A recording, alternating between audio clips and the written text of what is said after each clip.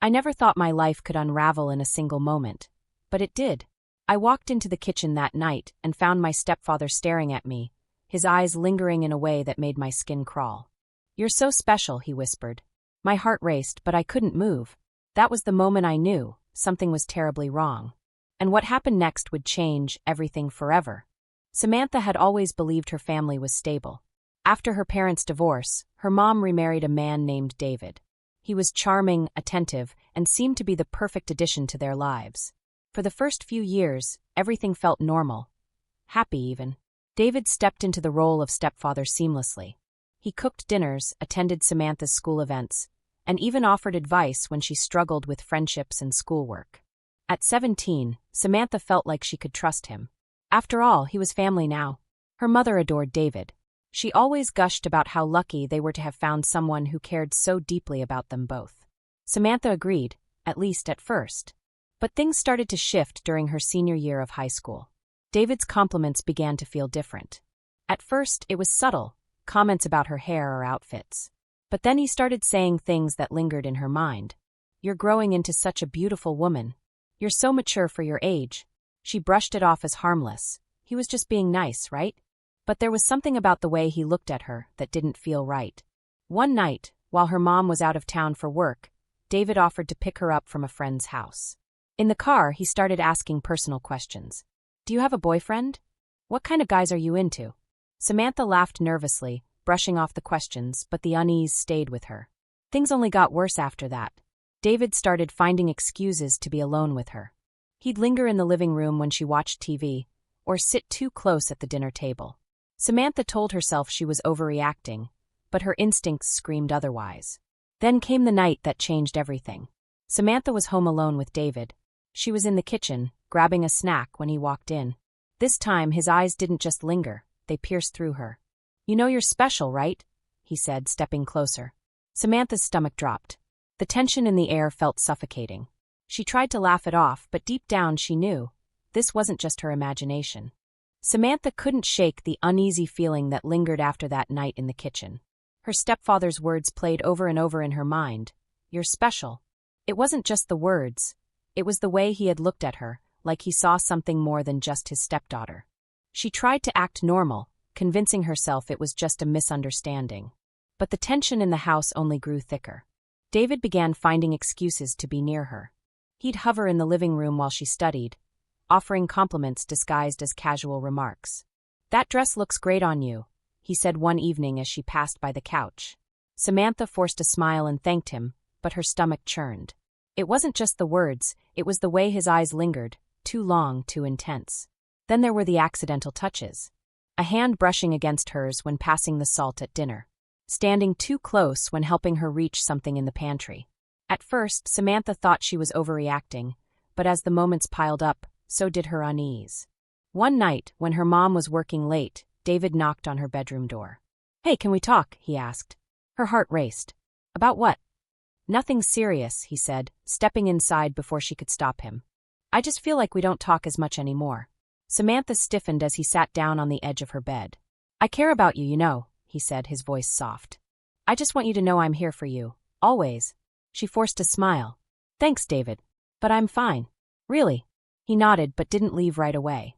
Instead, he reached out and tucked a strand of her hair behind her ear. "You're growing up so fast," he said quietly. Samantha's breath caught in her throat. I should probably finish my homework," she said quickly, standing up and moving to her desk. David hesitated before standing. "Okay. But if you ever need someone to talk to, don't forget I'm here." As soon as he left, Samantha locked her door and sat on the bed, her heart pounding. Was she imagining it? Was she reading too much into his actions? She wanted to believe that. But something about the way he looked at her, the way he touched her, felt wrong. The following days didn't make things any better. David started texting her when her mom wasn't around. "David, you looked beautiful this morning. David, hope your day is going well. Let me know if you need anything." Samantha responded politely at first, not wanting to cause tension. But the messages kept coming, becoming more personal. "David, I think about you a lot." That message sent chills down her spine. She knew she couldn't keep brushing this off. She confided in her best friend, Rachel, who immediately told her she needed to tell her mom. "But what if I'm wrong?" Samantha whispered. What if I ruin their marriage over nothing? Rachel's expression hardened. You're not wrong. Trust your instincts. But if you're not ready to talk to your mom, then get proof. If he's doing this, he's bound to slip up. Samantha hesitated, but Rachel's words stuck with her. The next evening, she decided to test David. She left her phone recording audio in the living room and waited in the kitchen, pretending to scroll through social media. When David entered, he immediately sat down across from her, starting the usual small talk. But then he leaned closer. You really are amazing, you know that? Samantha's heart raced. She forced a smile but kept her phone recording as he added, any guy would be lucky to have you. I hope you know how special you are to me. It was enough. She had her proof. But what came next would shatter everything. Samantha's hands trembled as she replayed the recording on her phone. David's words echoed in her ears. You're special to me. She finally had proof, but it didn't feel like a victory. Instead, it made everything more real, more terrifying. She wanted to show her mom right away, but fear held her back. What if her mom didn't believe her? What if it tore their family apart? Samantha decided to wait, but waiting only made things worse. David's behavior escalated. The following evening, while her mom was at work, Samantha tried to keep her distance. She stayed in her room, pretending to study. But David knocked on the door. Hey, he said, stepping inside before she could stop him. You've been avoiding me.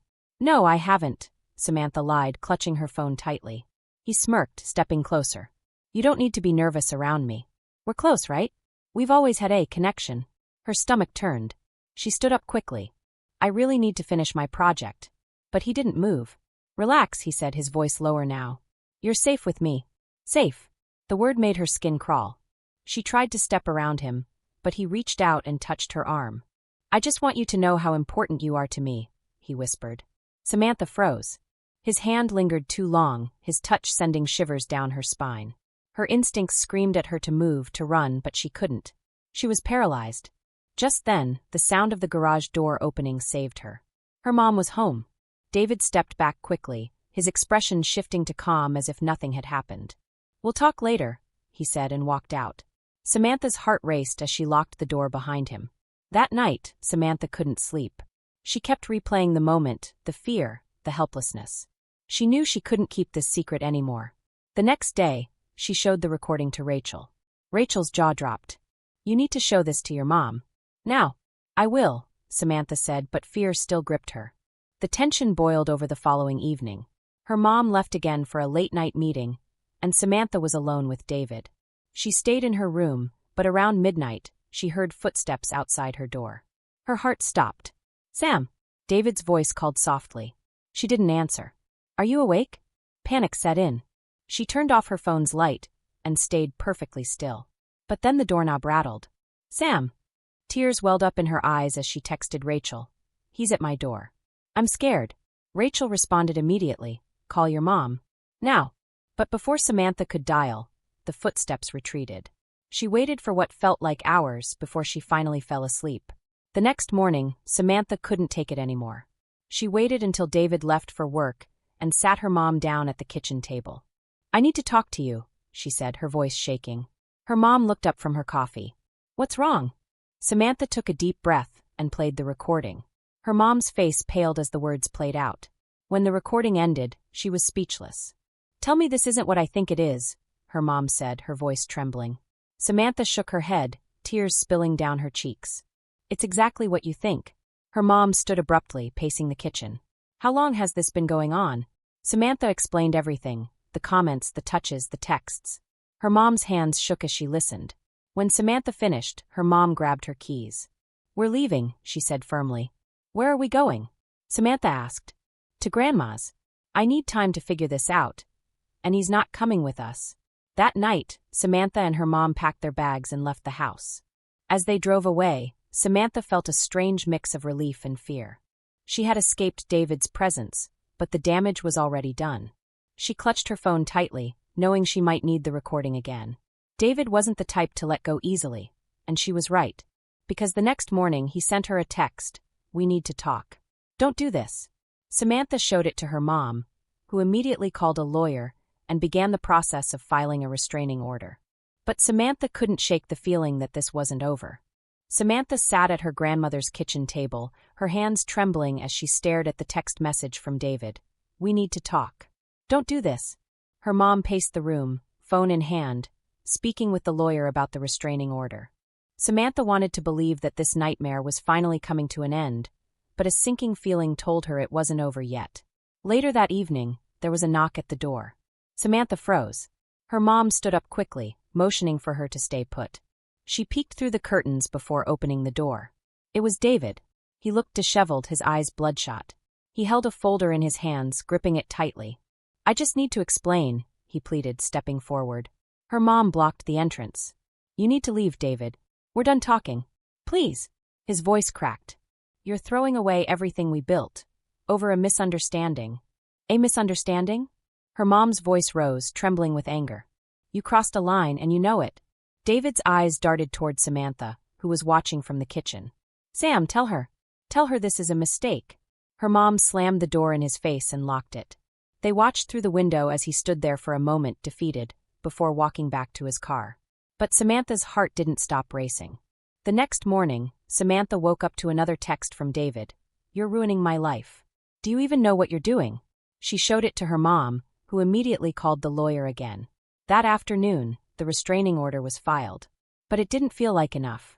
Later that evening, Samantha decided to check David's social media accounts, desperate to see if he had posted anything that might reveal his next move. What she found made her blood run cold. He had created a fake profile, one that followed her friends and liked her pictures. It was him, she knew it. Her mom contacted the police immediately. A week later, David was served the restraining order, but he didn't take it well. He showed up at Samantha's school, waiting outside the parking lot as students left for the day. She saw him before he saw her, ducking behind a group of friends and calling her mom in a panic. By the time her mom and the police arrived, David was gone. That night, Samantha couldn't sleep. She replayed the image of him standing near her school, watching, waiting. The fear consumed her. 2 days later, the police finally arrested David after he violated the restraining order by showing up near Samantha's grandmother's house.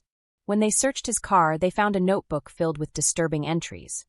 Notes about Samantha, plans to talk to her, and even photos of her that she hadn't known he'd taken. The evidence was overwhelming. Samantha sat in the courtroom weeks later, her hands clammy as she listened to the charges being read aloud. David's eyes met hers once, but she quickly looked away. Her mom squeezed her hand tightly. "You're safe now," she whispered. But Samantha didn't feel safe. Even with him in custody, the emotional scars lingered. The legal process dragged on, and Samantha struggled to piece her life back together. Therapy sessions helped, but the nightmares didn't stop. Every shadow, every unfamiliar car, sent her heart racing. Her mom tried her best to be strong, but Samantha saw the cracks, the guilt, the fear, the regret. "Why didn't I see it sooner?" her mom asked one night, tears streaming down her face. Samantha hugged her tightly. "Because we trusted him," she said. "That's not your fault." Months later, David pleaded guilty to charges of harassment and stalking. He was sentenced to time in prison and ordered to undergo counseling. Samantha and her mom moved to a new town, far away from the memories that haunted them. But Samantha knew the effects of what happened would stay with her forever. She learned to trust her instincts, to speak up when something felt wrong, and to never second-guess her boundaries again. The experience had shaken her to her core, but it had also made her stronger. Even after David was sentenced and locked away, the shadows of his actions lingered in Samantha's life. The fear didn't disappear overnight. It clung to her like a ghost, reminding her of the danger that once lived under the same roof. Samantha and her mom tried to rebuild their lives in their new town, but the process was slow and painful. Her mom threw herself into work, desperately trying to regain a sense of control. Samantha, on the other hand, struggled to trust anyone. School felt different now. She avoided people, especially men, and jumped at sudden noises. Even walking through the halls made her feel exposed, like someone was always watching. Her best friend Rachel called regularly, checking in and encouraging her to talk about her feelings, but Samantha often avoided those conversations. She didn't want to relive the memories any more than she already did in her nightmares. Therapy became her safe space. Her counselor, Mrs. Abbott, helped her work through the guilt and fear that weighed her down. "It's not your fault," Mrs. Abbott reminded her one afternoon. "You didn't cause this." "I let it happen," Samantha whispered. "No. He manipulated you. He crossed boundaries and took advantage of your trust. That's not your fault, Samantha. That's on him. Slowly, those words began to sink in. But the legal process wasn't over. David's lawyer filed an appeal, dragging Samantha and her mom back into court. Facing him again was the hardest part. He looked thinner, weaker, but his eyes still carried the same manipulative glint that had haunted Samantha. She gripped her mom's hand tightly as the lawyers argued, her pulse quickening whenever David's name was mentioned. But the judge upheld the sentence. David remained behind bars, and Samantha felt the first small wave of relief in months. Even with David out of their lives, Samantha's mom struggled with guilt. One night, after weeks of silence, her mom finally broke down. "I should have seen it," she said, tears streaming down her face. "I should have protected you." Samantha hugged her tightly. "You didn't know," she said. "You trusted him." "So did I." They cried together that night, letting out months of fear, anger, and guilt. It wasn't an instant fix, but it was a step toward healing. Months passed, and Samantha slowly started to reclaim her life. She joined a self-defense class, learning how to stand her ground and protect herself. It wasn't just about physical strength, it was about feeling strong again, in control. She also spoke to a support group, sharing her story with others who had faced similar situations. At first, it felt terrifying to open up, but hearing their stories, and realizing she wasn't alone, helped her feel less isolated. Her mom eventually started dating again, cautiously this time, and Samantha supported her. They both knew trust wouldn't come easily, but they were determined to rebuild their lives. One day, Samantha received another message, from an unknown number. Her heart dropped, but when she opened it, relief washed over her. It was Rachel. "Proud of you. You're stronger than you think." Samantha smiled for the first time in what felt like forever. She wasn't the same scared girl who had locked herself in her room, trembling. She had faced the monster in her life and survived. And while the scars would always be there, they no longer defined her. Months turned into a year, and life slowly began to settle into a new rhythm for Samantha and her mom. The wounds left by David's betrayal hadn't fully healed, but they no longer controlled her. Instead, they became reminders, lessons about strength, boundaries, and trusting her instincts. Samantha's therapy sessions continued to help. She learned to recognize the patterns of manipulation David had used, and how predators often exploit trust and vulnerability. The more she understood, the more she was able to let go of the guilt she had carried for so long. One afternoon, her therapist asked, "What do you think you've learned from all of this?" Samantha thought carefully before answering. "I learned that silence only protects the person doing harm," she said. "Speaking up is terrifying, but it's the only way to take back control." That realization changed everything. Samantha decided to use her experience to help others. She started volunteering at a local crisis center, sharing her story with young girls who had faced similar situations. She wanted them to know what she had learned the hard way, that they weren't alone, and it wasn't their fault. Her mom also found ways to heal. After months of fear and guilt, she focused on rebuilding her sense of trust. She attended parenting workshops and support groups, determined never to let anyone exploit their family's vulnerabilities again. Together, they turned their pain into purpose. But healing didn't mean forgetting. There were still moments when Samantha felt her heart race if a stranger stood too close, or when an unexpected message popped up on her phone. She still double-checked the locks before going to bed and kept her phone close, just in case. The fear didn't vanish, it transformed. Instead of paralyzing her, it became a source of strength, a reminder that she had faced her worst nightmare and survived. Moral reflection. Samantha's story highlights the importance of listening to your instincts and speaking up when something feels wrong. It shows how predators manipulate trust and exploit vulnerabilities, making their victims question their own reality. But more importantly, it proves that silence only empowers abusers, while speaking out can shatter their control. Her journey is a testament to the strength it takes to confront uncomfortable truths and protect oneself, even when it feels impossible. It's a reminder that boundaries exist for a reason, and breaking them, no matter the excuse, has consequences that ripple through lives. For anyone who has ever felt unsafe, Samantha's story serves as a call to action. Speak up. Seek help. Trust yourself. Because no one deserves to feel powerless in their own home. What would you have done in Samantha's situation? Would you have spoken up sooner, or waited until you had proof? Share your thoughts and experiences in the comments below. I'd love to hear your perspective. If this story resonated with you, make sure to like, subscribe, and hit the notification bell for more powerful and eye-opening stories like this one. Stay tuned. Our next story might just leave you speechless.